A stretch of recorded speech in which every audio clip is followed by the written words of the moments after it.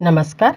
आज मैं औशान माता की बहुत ही सुंदर सी कथा लेकर के आई हूँ। तो कथा सुनने से पहले अगर आप चैनल पे नए हैं तो हमारे इस चैनल को सब्सक्राइब करें।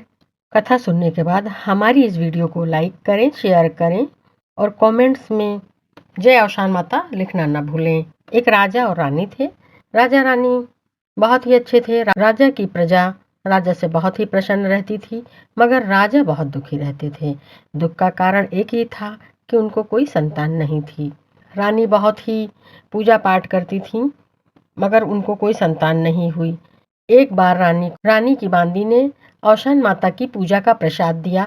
तो रानी ने कहा कि ये कैसी माता है, क्या होता है? तो उस बांदी ने कहा कि बड़ी ही प्रतापी माँ है, बड़ी ही दयालु हैं, इनकी मनौती से सभी बिगड़े काम बन जाते हैं। तो रानी ने कहा कि क्या ये माँ मुझे औलाद देंगी?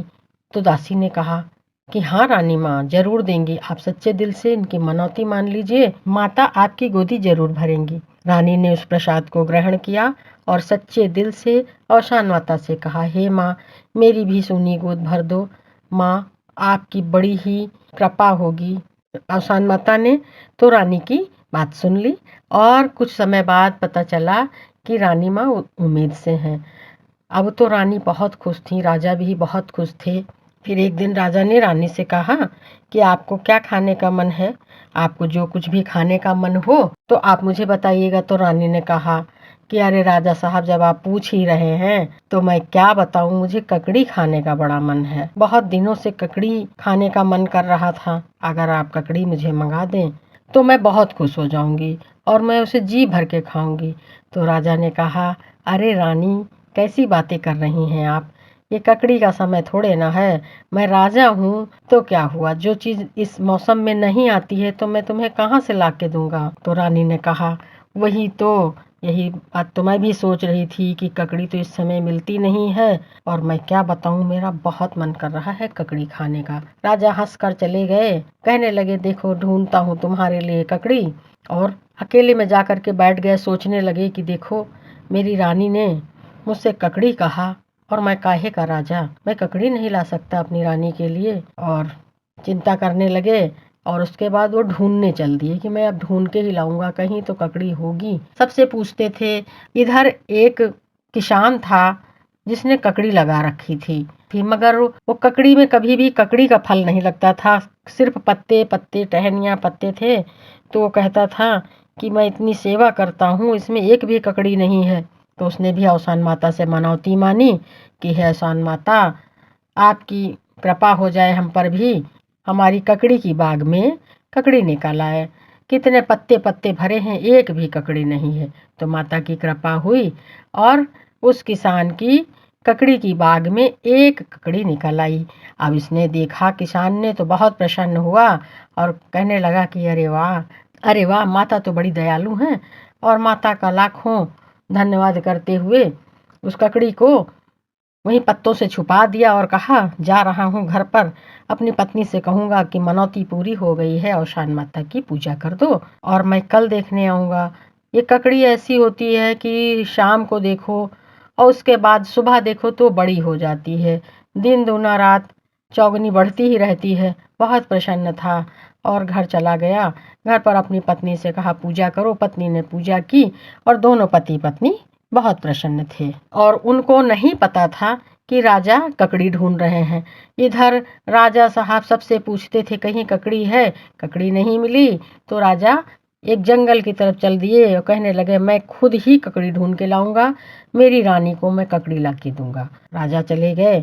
चलते चलते उसी बगिया में पहुंचे जहां ककड़ी बोई हुई थी। राजा ने कहा, अरे, ढूंढने से क्या नहीं मिलता, देखो मुझे तो ककड़ी का बाग ही मिल गया, इसमें तो मेरी रानी के लिए ककड़ी मिल जाएगी। उन्होंने इधर उधर ढूंढा, कहीं ककड़ी नहीं थी। फिर ढूंढते ढूंढते उन्हें वही ककड़ी मिल गई जिस ककड़ी को किसान ने पत्तों से ढक रखा था। और वो छोटी सी थी, खुरपी के बेट के बराबर, बिल्कुल छोटी सी बतिया थी। और राजा ने उसको तोड़ लिया, तोड़ करके चले आए, रानी को दिया। रानी बहुत प्रसन्न हो गई, कहने लगी, इतनी छोटी सी ककड़ी लेकर के आए हैं। राजा ने कहा, आपको नहीं पता, मैंने कितना ढूंढा, कितनी मुसीबत से मुझे ये छोटी सी ककड़ी मिली है, आप इसी को खा के संतुष्ट हो जाएं। रानी ने बड़े ही प्यार से उस ककड़ी को खाया और कहा, राजा साहब, बहुत संतोष मिल रहा है, बहुत अच्छा लग रहा है, आप फिर ककड़ी लाइएगा। तो राजा ने कहा, हाँ हाँ, मुझे ककड़ी का बाग ही मिला है, मैं ककड़ी फिर लाऊंगा, उस किसान को बुलवा के कह दूंगा कि मेरी रानी को ककड़ी ला के दें। जब भी ककड़ी निकले तो इसमें से ककड़ी ला के दें। राजा ने रानी को संतोष दिलाया और चले गए, अपने काम में लग गए। इधर जब सुबह हुई तो किसान अपनी ककड़ी देखने गया। जब ककड़ी देखने गया तो उसने देखा कि अरे, ककड़ी तो है नहीं, पत्ते इधर उधर बिखरे पड़े हैं और ककड़ी टूट चुकी है। उसको बहुत गुस्सा लगा। उसने कहा, हे औशान माता, आपने हमारी मनौती पूरी की, मैंने आपकी पूजा की और आज मेरी ककड़ी किसी ने तोड़ ली। जिसने भी ये ककड़ी तोड़ा हो, आपकी कृपा से मैं जो ये श्राप दे रहा हूँ उसको लग जाए, और जिसने वो ककड़ी खाई है वो फिर ककड़ी जैसा ही रहे, बढ़े ना मोटा हो। अब तो वो श्राप रानी को लग गया। कुछ समय बाद रानी को एक बेटी हुई। अब बेटी हुई तो वो छोटी सी थी, वही खुरपी के बेट जैसी। राजा ने बहुत ही उत्सव मनाया और जो भी उन बच्चे को देखने आता था तो कहता था, तो बहुत छोटी है, खुरपी के बेट जैसी है। राजा रानी बहुत ही दुखी हो जाते थे। फिर राजा रानी से कहते थे, बड़ी हो जाएगी, बड़ी हो जाएगी। राजा की बेटी बढ़ने लगी, उम्र होने लगी, मगर लंबाई नहीं बढ़ी, वो छोटी सी वही बेट जैसी लगती थी। तो सभी लोग उसको खुरपी की बेट, खुरपी की बेट कह के बुलाने लगे। अब तो रानी को बहुत बुरा लगता था, मगर अब रानी क्या करें, अनायास सबके मुंह से निकल जाता था, कोई चिढ़ाता नहीं था। धीरे धीरे फुसफुसाहट में उसको सभी कहते थे, देखो ना कैसी खुरपी के बेट जैसी है। अब तो राजा रानी बहुत दुखी रहते थे, यही सोचते थे कि भगवान, कितनी मान मनौती के बाद मुझे एक बेटी हुई और वो भी इस तरह से, इसकी लंबाई ही नहीं बढ़ रही है और सब लोग इसे चिढ़ाते हैं, खुरपी की बेट, खुरपी की बेट जैसी। बहुत परेशान रहते थे। धीरे धीरे वो जो राजा की बेटी थी, खुरपी की बेट, बड़ी हो गई, 16-17 साल की हो गई, मगर लंबाई नहीं बढ़ी। अब उसकी उम्र की जो लड़कियां थीं उनका सबका विवाह होने लगा। रानी को बहुत दुख लगे कि काश मेरी भी बिटिया अच्छी खासी होती, तो आज मैं भी अपनी बेटी की शादी करती, खूब धूमधाम से खुशियां मनाते, सब कुछ करते। राजा से कहने लगी कि राजा साहब, आप जाइए अपनी बिटिया की के लिए वर ढूंढिए। तो राजा ने कहा, क्या बात कर रही हो, क्या मेरा मन नहीं करता कि मैं भी अपनी बेटी का ब्याह करूं, खुशियां मनाऊं, मगर देखो ना, ये इतनी छोटी है, इससे कौन विवाह करेगा। तो रानी ने कहा कि सुनिए, आपका इतना मान है, सम्मान है, आप एक राजा हैं, आपके नाम से ही आपकी बेटी का विवाह हो जाएगा, आप जाइए वर ढूंढ के लाइए, कोई ज़रूरत नहीं है बेटी को दिखाने की। तो राजा रानी की बात मान करके चले गए, क्योंकि उनका भी बहुत मन था अपनी बेटी का ब्याह करने। वो गए एक राज्य में, उन्होंने राज्य में पहुँचे। राजा ने उनका स्वागत किया, आने की वजह पूछी। तो राजा ने कहा, जिस बाप की बेटी होती है वो तो ब्याह के लिए जाता ही है, और मैं यही चाहता हूँ आप अपने राजकुमार का विवाह हमारी राजकुमारी से कर दें। जो दूसरे राजा थे बड़े प्रसन्न हो गए और विवाह तय हो गया। बारात आ गई। अब जब बारात आ गई, इधर राजा और रानी बहुत परेशान थे कि अरे, खुश तो हूँ, मगर अब जब बारात आई है, अपनी बेटी को विदा करूंगा तो बेटी का तो वहाँ बड़ा अपमान होगा, और उसका जो अपमान होगा तो होगा, मेरा भी अपमान होगा। अब दोनों लोग बहुत परेशान हो गए। अब रानी सर पकड़ करके बैठ गईं। जब सर पकड़ करके बैठ गईं, रोने लगीं, तो जो रानी के मायके से दासी आई थी उसने कहा, उसी दासी ने जिसने रानी को वो प्रसाद दिया था, तो उसने कहा कि आप क्यों रो रही हैं, तो बेटी को तो एक दिन विदा ही करना होता है। तो रानी ने कहा, अरे दासी, इस बात पे नहीं रो रही हूँ, इस बात पे रो रही हूँ कि जब मेरी बेटी को ससुराल वाले देखेंगे, उसका दूल्हा देखेगा, तो क्या होगा, मेरी बेटी पर क्या बीतेगी। तो उस दासी ने कहा कि औशान माता की कृपा से आपको ये बेटी मिली है, और उनकी कृपा से ही इस बेटी को उसका ससुराल मिलेगा। अब सारी बातें आप मुझ पर छोड़ दो। तो रानी ने कहा, वो कैसे। तो दासी ने कहा कि मैं जो कहूँगी आप वही करना। तो रानी ने कहा, अब तो इसके सिवा कोई चारा नहीं है, भाई द्वार पर बारात आई, द्वार पूजा हुई। द्वार पूजा होने के बाद में जब दूल्हा मंडप के नीचे आया तो उस दासी ने कहा कि देखो भाई, बारातियों से, बाराती जैसे उनके पिता, भाई, जो परिवार के लोग होते हैं, जो रात में मंडप के नीचे विवाह करवाते हैं दूल्हे और दुल्हन का, उनसे उनसे सबसे हाथ जोड़ करके कहा, राजा जी के यहाँ की रस्म है कि मंडप के नीचे कोई नहीं रहता, पंडित रहेगा और दूल्हा दुल्हन रहेंगे। उसके बाद विवाह होगा और कन्यादान के समय सिर्फ लड़की के माता पिता ही होंगे। तो उन लोगों ने कहा कि ठीक है, कोई बात नहीं है भाई, रस्म तो रस्म होती है, रिवाज बदले नहीं जाते हैं। राजा ने बहुत ही स्वागत किया था, सब बड़े खुशी खुशी से जनवासे में चले गए। अब तो राजा, रानी, दासी और पंडित और दूल्हा ही मंडप के नीचे थे। तो दासी ने दुल्हन को बुलाया, उसी खुरपी के बेट को बुलाया। तो जैसे ही उस दूल्हे ने देखा तो कहने लगा, ये कौन है? तो दासी ने कहा, ये राजा की बेटी हैं, हमारी राजकुमारी हैं, इनका विवाह होगा आपके साथ। तो उसने कहा, मेरे साथ होगा? अरे ये कैसी लग रही हैं, छोटी सी खुरपी के बेट जैसी। तो जो भी उन्हें देखता था तो वही खुरपी का बेट बोल दे, तो खुरपी के बेट जैसी, मैं इनसे विवाह नहीं करूंगा। तो दासी ने कहा कि देखो, अब आपकी किस्मत में यही लिखी थी। बहुत मनाया और मन ही मन औशान माता से माना कि हे औशान माता, आपने ये बेटी दी है, अब आप ही इसका कल्याण कीजिए, आप ही इसका विवाह कराइए। माता प्रसन्न थीं। माता की कृपा से वो राजकुमार विवाह करने के लिए राजी हो गया। वही विवाह हो गया। अब जब विदाई का समय हुआ तो सभी बाराती वहां पर द्वार पर आ गए और कि दुल्हन को विदा करके ले जाएंगे। तो राजकुमार सोचने लगा कि यहाँ तो हमने हामी भर दी, रात में मुझे जाने क्या हो गया था, मैंने हाँ कर दिया। अब मेरे पिता या मेरे रिश्तेदार, भाई बंधु देखेंगे तो मेरा मजाक उड़ाएंगे, कहेंगे तुम्हें कुछ समझ नहीं आया, तुमने इतनी छोटी सी लड़की खुरपी के बेट से विवाह कर लिया। तो उसने कहा कि देखिए, हम सब लोग वहीं मिलेंगे, आप लोग चलिए, मैं विदा करके अकेले ले आऊँगा। तो सभी लोग हंसने लगे कि भैया, पता नहीं आजकल के क्या नियम है, शादी हुई नहीं कि लड़का ही अपने मन की बात करने लगा। रात में ना विवाह देखने को मिला और न सुबह विदाई देखने को मिली। सब अपनी अपनी बातें करते, हंसी उड़ाते चले गए और इधर राजकुमार ने खुरपी के बेट को विदा करा लिया और अपने राज्य में पहुंचे। जब राज्य में पहुंचे तो वहां पर लड़के की माँ भाई स्वागत के लिए आई और बहू को परछने के लिए आई, उनको उतारने के लिए आई। तो राजकुमार ने कहा, नहीं, आप लोग ऐसा कुछ नहीं करें, और इनके यहाँ का यही नियम है कि कोई बहू को नहीं देखता है और मैं ही इन्हें उतार लूँगा, मैं ही इन्हें अपने कमरे में लेकर के जाऊँगा, आप लोग यहाँ से हट जाएं, मैं किसी को देखने नहीं दूँगा।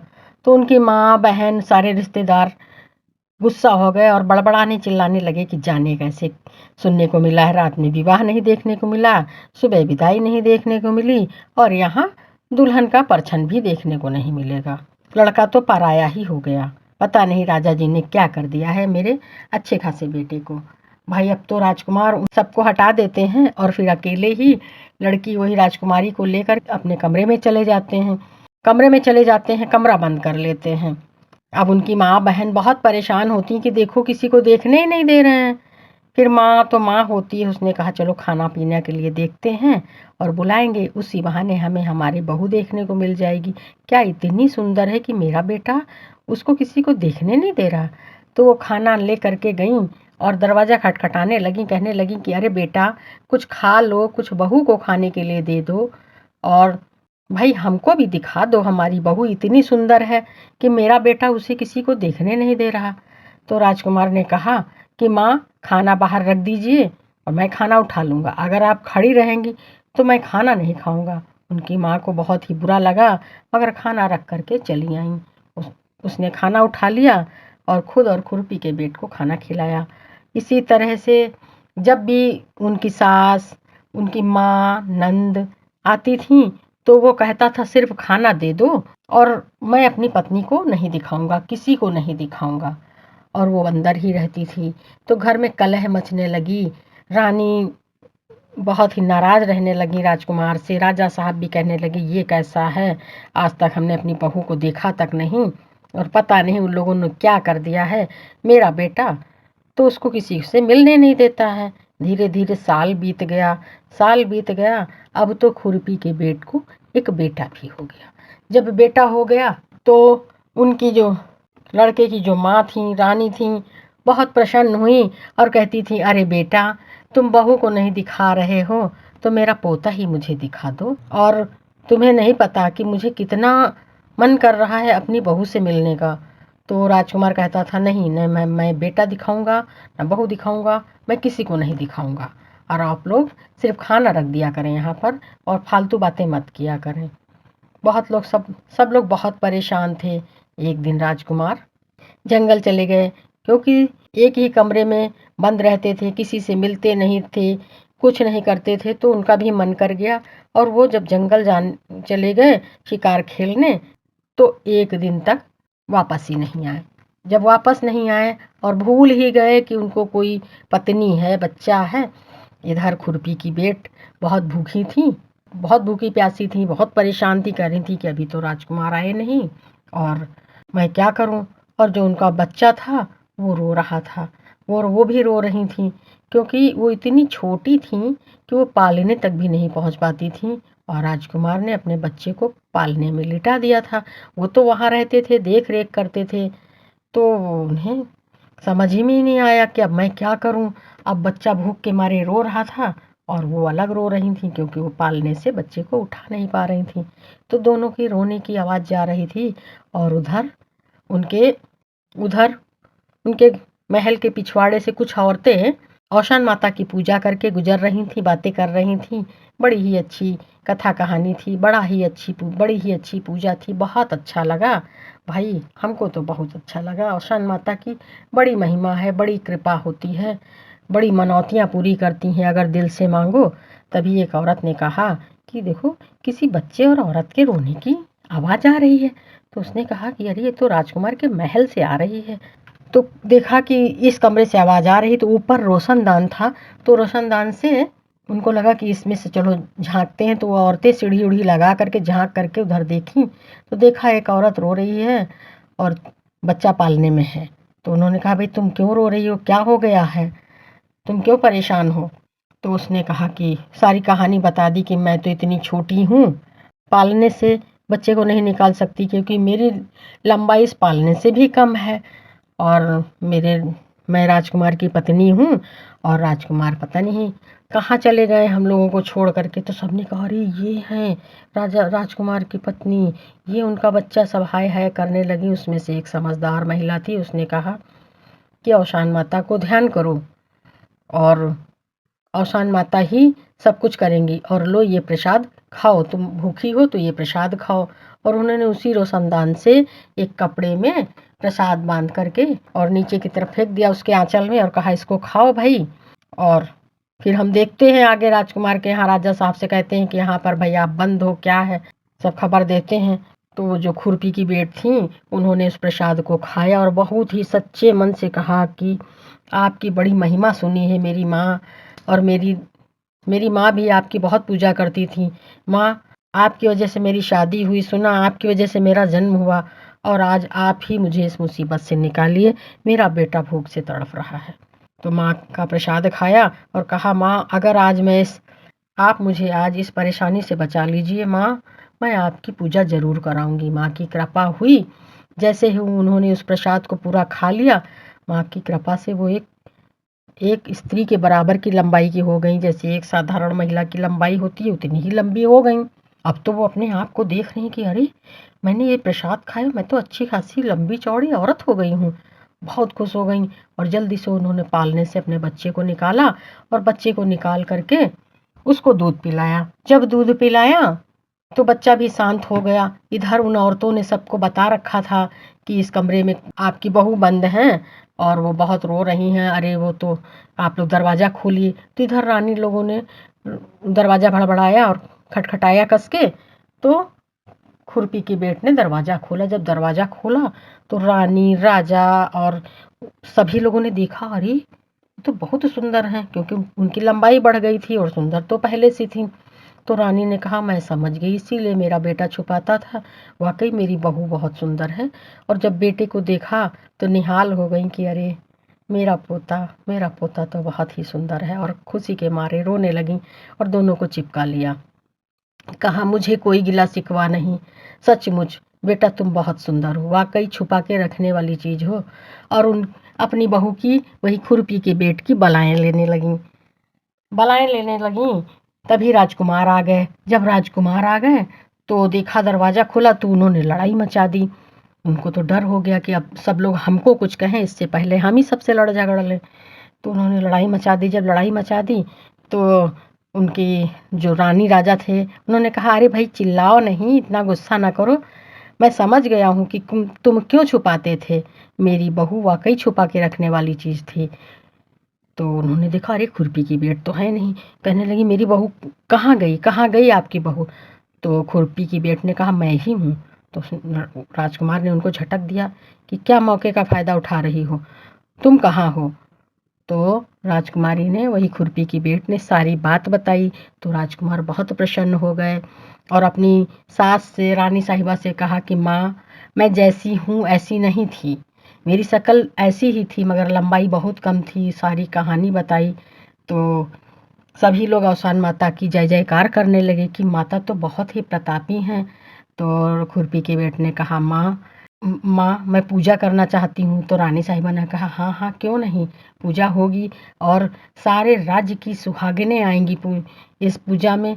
तो राजा साहब ने सारे राज्य की सुहागिनों को न्योता दिया और सब औशान माता की दुर्दुरैया खिलाई।